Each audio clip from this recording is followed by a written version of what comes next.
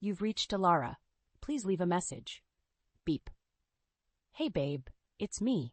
Listen, some of the guys from the office are coming over tonight to hang out.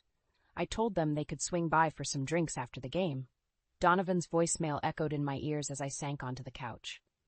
I glanced around at the disaster zone that was our living room.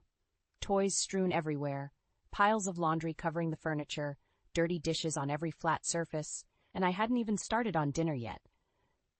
I'll be home around 8, his voice continued cheerily through the phone. Just wanted to give you a heads up. Love you. The message ended with an upbeat tone as I sat there, one hand resting on my swollen pregnant belly, the other clenched into a fist. The twins chose that moment to start wailing from their bedroom, their cries grating on my last nerve. I hauled myself to my feet with a grunt. I'm coming. I called out as I waddled toward them, my ankles throbbing. My mind raced, anxiety churning in my gut. My due date was 2 weeks away. The doctor had ordered me on bedrest. And now Donovan expected me to play hostess to his work friends? After calming the twins and getting them settled with some toys, I shuffled to the kitchen to assess the damage.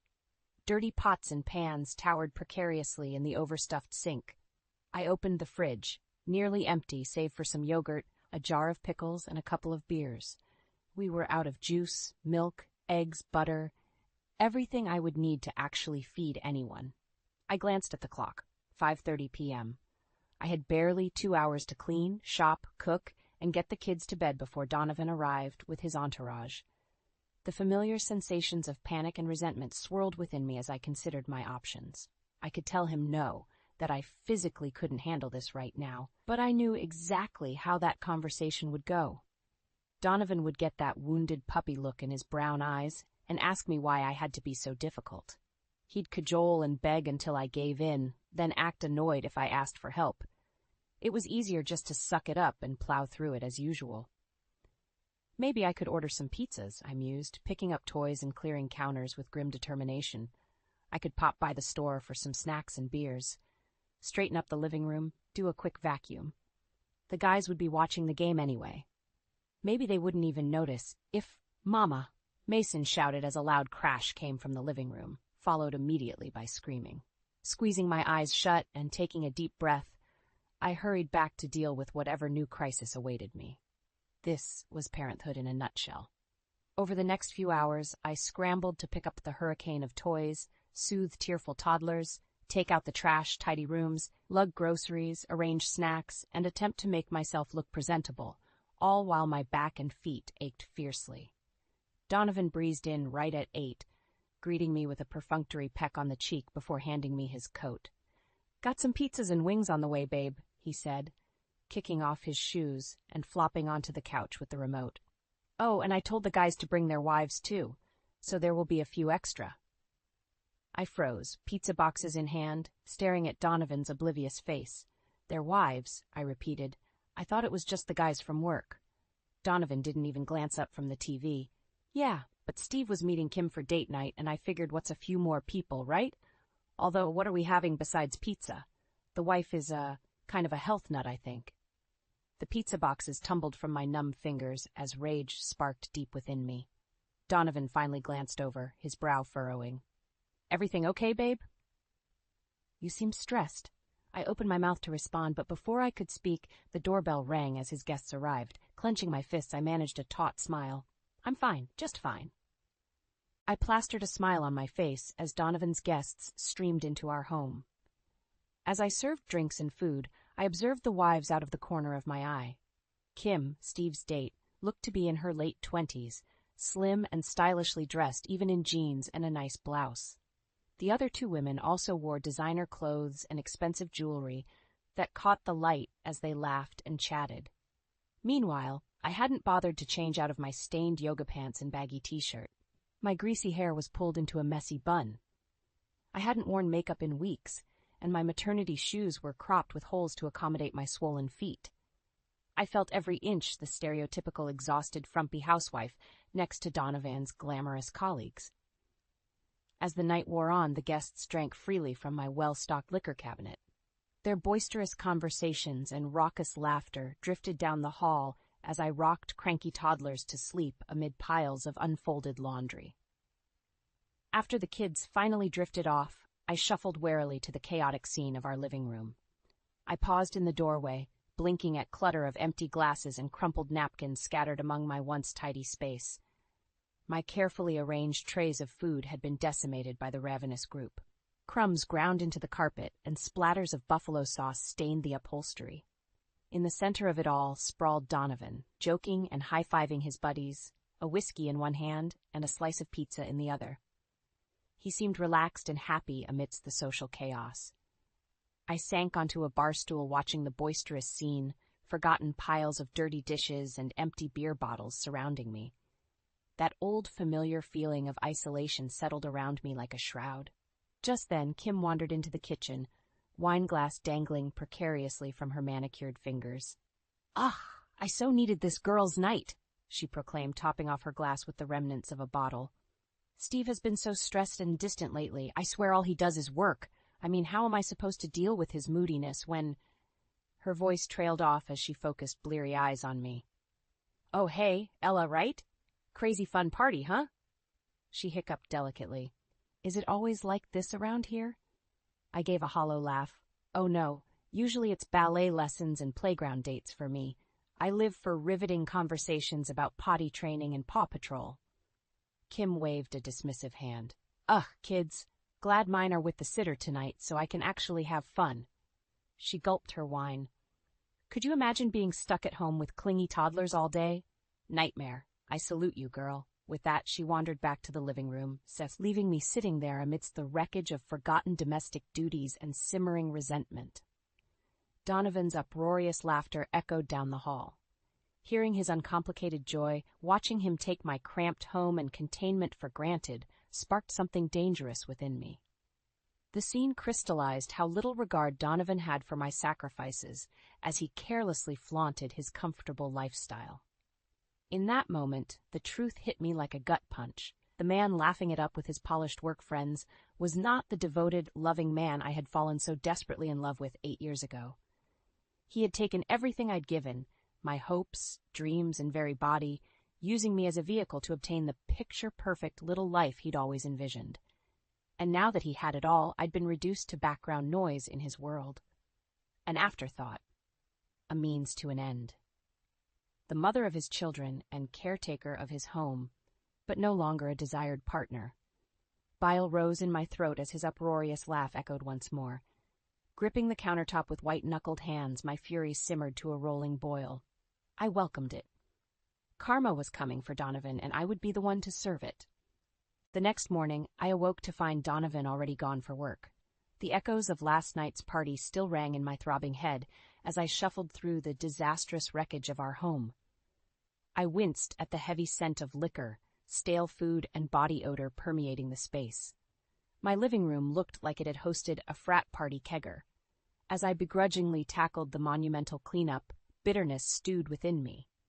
Donovan's absence this morning was no surprise, but it stung nonetheless. Once again, I was left alone to deal with the aftermath of his careless selfishness. The shrill cries of the twins broke through my gloomy thoughts. As I nursed them and prepared breakfast, I made a decision. I couldn't do this anymore. Something had to change. Over the next few days, I mulled over my options during rare, quiet moments. Divorce seemed the most obvious choice, but doubt still gnawed at me. Maybe last weekend had just been a breaking point. We were both overstressed and exhausted. Having another baby put strain on things. Maybe I just needed to communicate better. But each voicemail Donovan left only fueled my simmering anger. "Hey babe, gonna be late again tonight? Client dinner?" "Steve got Nick's tickets last minute, so heading out with the guys. Don't wait up." "Been crazy busy prepping for this presentation. Probably pull another all-nighter at the office. Can you take care of dinner with the kids?" Meanwhile, I was supposed to keep functioning as his perfect homemaker, despite severe late-term pregnancy complications and debilitating sciatica. My doctor said I needed rest, but with Donovan AWOL, I had no choice but to push through the agonizing pain while chasing after rowdy toddlers. Resentment festered with each abandoned responsibility and thoughtless request. I decided to stop covering for Donovan's selfishness. Let him deal with the chaos when he got home from having drinks with his buddies. See how he handled the shrieking twins refusing dinner or bath time. How he liked finding me passed out from exhaustion instead of a hot meal waiting for him. One night, Donovan actually came home early, before the kids' bedtime for once. I expected him to jump in and help. Instead, he flung himself dramatically onto the couch, letting out a weighted sigh. "Rough day, babe," he grumbled. "Make me a drink?" I froze, mid-wrangle with a squirming, shrieking Mason. Harper chomped angrily on the TV remote nearby. Laundry, toys, unwashed dishes, and crumbs surrounded us in every direction. And now Donovan wanted me to stop and mix him a cocktail? Something inside me snapped. I shoved Mason into Donovan's lap, ignoring his yelp of surprise. Stomping to the kitchen, I splashed whiskey, vermouth, and bitters over some ice, then slammed the glass down next to Donovan. "Here's your damn drink," I growled through clenched teeth. "Now get off your lazy ass and help me handle your own children." I stormed out, leaving Donovan's shocked face in my wake. Let him figure out dinner and bedtime for once. I needed rest, doctor's orders. If he didn't like it, he could leave. I awoke the next morning stiff and bleary-eyed, having passed out fully clothed. The chaotic events from last night filtered back through my exhaustion. Donovan's feeble attempts at wrangling the kids, their escalating tantrums, his pointed remarks about my attitude problem. I dragged myself out of bed, steeling myself for the disaster surely awaiting me. I was surprised to find Mason and Harper dressed and quietly eating breakfast as a freshly showered Donovan scrambled some eggs. "Morning, babe," Donovan greeted me cheerily. "I handled the morning routine so you could sleep in, even ironed my shirt myself," he added proudly. I eyed him warily as I sank onto a stool, my back throbbing. Donovan placed a plate of eggs and toast in front of me with a flourish and a peck on my cheek. "My presentation is this afternoon, so I've got to run soon, but I'll be back to help get the kids to bed. Teamwork, right?" He gave me a playful nudge before disappearing to grab his briefcase. I picked at my breakfast, puzzled by Donovan's oddly cheerful attitude after our blow-up last night. I had expected defensive anger or passive-aggressive punishment. Instead, he seemed to be making an effort. It gave me pause about my divorce plans. The twins' high-pitched giggling broke my reverie. My brows shot up in surprise as I took in Donovan crawled on the floor, making silly faces at them. Had I ever seen him play with them like this? "Dot a tickle!" Harper squealed. The kids dissolved into delighted squeals as Donovan blew raspberries on their round bellies and tickled their sides. Witnessing such uncharacteristically devoted daddy behavior, I felt my frostiness thawing despite myself. Later, as I begrudgingly tidied the playroom, the doorbell rang. I opened it to find Steve, Kim, and the rest of Donovan's rowdy work crew, bearing cases of beer. "Surprise!" Steve bellowed. "We're kidnapping Donovan for an epic night out." Kim waved at me tipsily as she stumbled past in towering heels. "You don't mind, right, Ella? Thanks, you're the best." I stood there stunned, watching the group laugh and chatter as they made themselves at home like they owned the place. Just like last weekend, I realized. Rage reignited within me, boiling hotter as Donovan came bounding down the stairs, playfully shoving Steve. "Dude, I can't go out tonight," he protested with an exaggerated pout. "I promised wifey I'd help with the kids." My mouth fell open in shock. He was using the one decent thing he'd done all week to try and manipulate me? Steve threw an arm around Donovan's shoulder, waving me off. "Come on, man, don't let the old ball and chain stop you from living a little. Though I don't know how you gave up bachelorhood for this." He gestured disdainfully around at our modest, toy-strewn home. The group laughed uproariously. Even Donovan cracked an uneasy smile. Fury flooded me as the infants wailed from their cribs. This chaos was the last straw. I stepped forward, jabbing a finger at Donovan's chest. "Get them out!" "Babe," he began cajolingly. A strange pressure gripped my swollen belly. I gasped as water gushed down my legs, puddling on the floor. For a long, terrible moment, we all stared at the spreading pool. Then panic erupted. Donovan shouted orders to his stunned friends to grab towels, call an ambulance. Chaos swirled around me as contractions hit like a sledgehammer. I sank to my knees, engulfed in agony. And suddenly, Donovan crouched beside me, gripping my shoulder, his eyes wide. "I'm here, babe. I got you," he soothed. But all I could see was the terror in his eyes. Terrified of supporting the life he helped create. Terrified of sacrifice. Terrified of missing his big boy's night out. In that moment, I knew this baby and I were utterly alone. But we didn't need Donovan anymore. I shrugged off his hand from my shoulder, bracing myself for the long, difficult road ahead. The hospital room swirled around me, lost in a haze of agony and chaos. Nurses fluttered in and out as I drifted into consciousness between mercifully numb snatches of fitful sleep. The fragments I grasped through the fog were jarring in their injustice. Donovan mixing cocktails for his buddies in the corner, their raucous laughter grating against my anguished cries. Donovan checking sports scores on his phone instead of holding my hand. The doctor admonishing him to pay attention as I weakly pushed our new daughter into the world. Once, I awoke to find Donovan slumped snoring in a chair, reeking of stale booze mixed with antiseptic hospital smells. His friends must have smuggled alcohol in for him, I realized. Bitterness rose in my throat. Even now, during the birth of his own child, his priority was partying with the boys. The heart rate monitor blared a warning as rage spiked my blood pressure. A nurse rushed in, nudging my useless lump of a husband awake. "You need to help soothe her, sir," she urged Donovan. "This much stress could complicate the delivery." "Complicate?" Donovan parroted with a sarcastic huff. "How much more complicated can it get than this chaos?" He strode over and took my clammy hand, his face stoic, but his eyes conveyed chilling disinterest behind the fake facade. Revulsion roiled my gut. How had I not recognized so long what selfishness lurked behind that charming smile? "Just breathe, babe," Donovan urged mechanically until the nurse left satisfied. Then he checked his phone again. "Oh shit, game's on!" He leapt up to rejoin his buddies, now clustered around the small TV. "Yo, Steve, toss me a beer." His jovial tone barely penetrated the hazy din enveloping me, but suddenly everything became crystalline sharp. I saw it all so clearly now, the illusion of marriage and partnership, his disregard for me as anything but a vehicle for his ideal lifestyle and offspring. I had been a naive fool, bedazzled by passionate romance. Donovan gained the doting wife, the perfect children, the picturesque little family to parade before colleagues and clients. As soon as I fulfilled that image, I was expendable. Well, no more. If Donovan wanted his freedom so badly, he could have it, but it would come at a grave price. First I had to take care of our daughter, though, I realized as another contraction ripped through my spent body.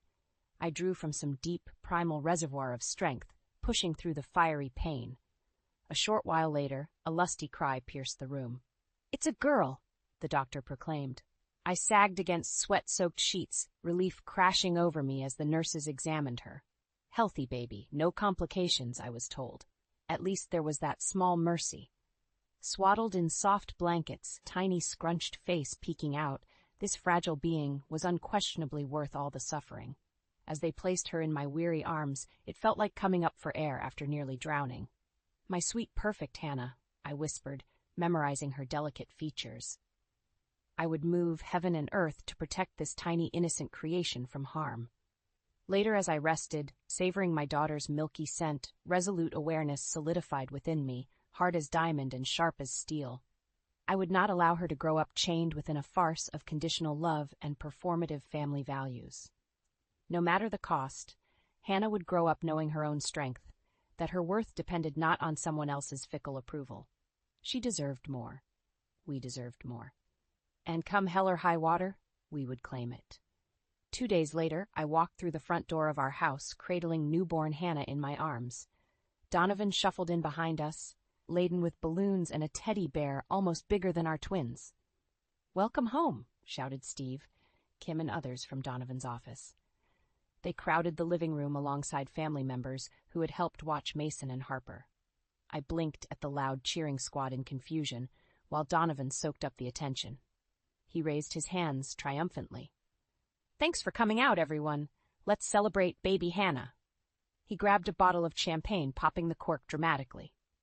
My relatives gasped and murmured disapproval at seeing liquor so soon. But Donovan's friends whooped raucously, holding out plastic cups expectantly. I stood there exhausted and sore as the parties merged awkwardly around me. Mason wailed from his playpen, begging to be held. My mom appeared, taking the baby from my limp arms wordlessly. Donovan pressed a plastic cup into my hand with a wink. "Here, babe, you've earned it." Then he was off, laughing and mingling with his buddies. I sank onto the couch, blinking back tears of fatigue and frustration. The chaos swirled violently around me, hungry crying infants, tipsy party guests, expecting me play hostess despite just giving birth. An ornery Harper shoved Kim's well-manicured toddler. Cries erupted. Kim snatched up her kid with a dramatic huff. No offense, but I so could not handle 3 babies this young, she proclaimed loudly to the room. Having just one put such a strain on my and Steve's relationship. My grip tightened on the cup of lukewarm champagne as I witnessed Donovan just laugh and slap Steve on the back in agreement. Suddenly the cheerful facade, the arrogant celebration of Hannah's birth when he showed such disregard for my suffering, was too much to bear. Some last fragile thread of hope still binding me to Donovan snapped forever. The truth could no longer be ignored. During the most intense and profound moments of our marriage, bringing new life into this world, all Donovan cared about was liquoring up with buddies and keeping up the charade of involved family man. I had been nothing but a vehicle for him to obtain his ideal lifestyle. The person I fell in love with years ago was gone, if he'd ever truly existed at all outside my naive dreams. Maybe he died the first time Donovan disregarded my feelings to go drink with colleagues, or the first time Steve made a demeaning comment about my motherhood in front of him and Donovan just laughed. It didn't matter anymore. With crystal clarity, I saw now that the love was dead between us. This sham of a marriage only served Donovan's interests, draining away my vitality in the process. In that moment, I swore a promise to myself and my children. I would no longer let this man use me up while giving mere scraps in return. I would no longer make excuses or try to live up to impossible standards. Those days were done. In their place, a cold, ruthless determination emerged. Donovan would pay gravely for what he had done and would face utter ruin. Call it karma, call it vengeance. The right labels didn't matter. Only breaking free from toxic patterns and legacy matters for my children now. I threw back my champagne with purpose. Soon Donovan's reckoning would come. For now, though, it was time to celebrate new beginnings. Over the next few weeks, I discreetly met with divorce lawyers as I recovered from Hannah's birth. I filed motions and drained accounts, rerouting Donovan's beloved bonus money into offshore savings. By the time the paperwork was served, I had already moved with the kids back home to my parents' house. Donovan blew up my phone for days, leaving increasingly desperate voicemails. He fluctuated between raging, begging, and cajoling emotional manipulation. I refused his calls with icy calmness. My lawyer relayed steely negotiation terms. I wanted full custody and a significant portion of savings and assets in exchange for a quiet, uncontested split. Donovan reluctantly signed the document, scowling like a petulant child denied candy. With my name solely on the house deed now, I wasted no time gutting his beloved man cave. Out went the garish leather furniture, giant TV, framed jerseys. I converted the space into a cheerful nursery for Hannah. On social media, I made posts showcasing single motherhood. My hair flowed in breezy, carefree curls, and I smiled brightly despite the exhaustion in my eyes. Overflowing my feed with cute baby photos was petty, I knew, but I relished imaging Donovan's indignant rage at the damage to his image. Indeed, colleagues slowly stopped inviting Donovan to happy hours and golf games. He raged to me over texts about how I turned everyone against him unfairly with my lies. I blocked his number as the final divorce papers came through. Soon after, while nursing Hannah late one night, I received a message request on social media from Donovan's friend Gina. We had always been friendly, so I accepted, thinking she likely just wanted to arrange visiting my kids. Instead, an unsolicited onslaught of screenshots flooded in, showing Donovan out at clubs, handsy with strange women, stumbling drunkenly down streets. My eyebrows rose. Apparently, Donovan's downward spiral was worse than I realized if close friends were now selling him out. I messaged my gratitude to Gina while analyzing the screenshots. Donovan clutching stripper breasts, Donovan projectile vomiting tequila outside a bar, Donovan smugly posing with Kim at what resembled a tropical resort. My eyes narrowed at beautiful Kim draped on Donovan's arm. No wonder Steve had stopped talking to Donovan lately. Clearly I wasn't the only one Donovan betrayed. A malicious spark of inspiration took hold as I forwarded the incriminating images to Steve. Then I leaned back, bouncing a cooing Hannah on my lap as scorn blazed from my eyes. Let the hyenas turn on each other. Over the next few days, delight burst in my chest as carefully curated lies on Donovan's shiny social media profiles unraveled. He raged and pleaded, trying to do damage control as career connections dropped him. But it was too late. He lost control of the narrative. The fake perfect life we projected as a couple came crashing down in flames, exposing the ugly truth behind glossy photos. Soon after, Donovan stumbled to my door, begging for money or help winning sympathy with old colleagues. His clothes reeked of body odor and stale cigarettes.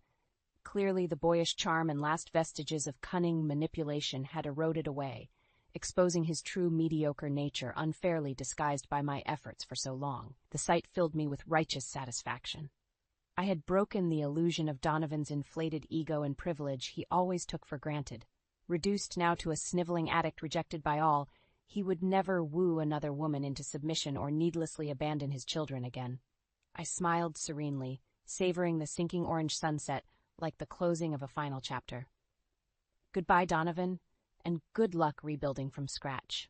Then I gently shut the door on his sputtering disbelief. Tonight, my dreams would be sweet.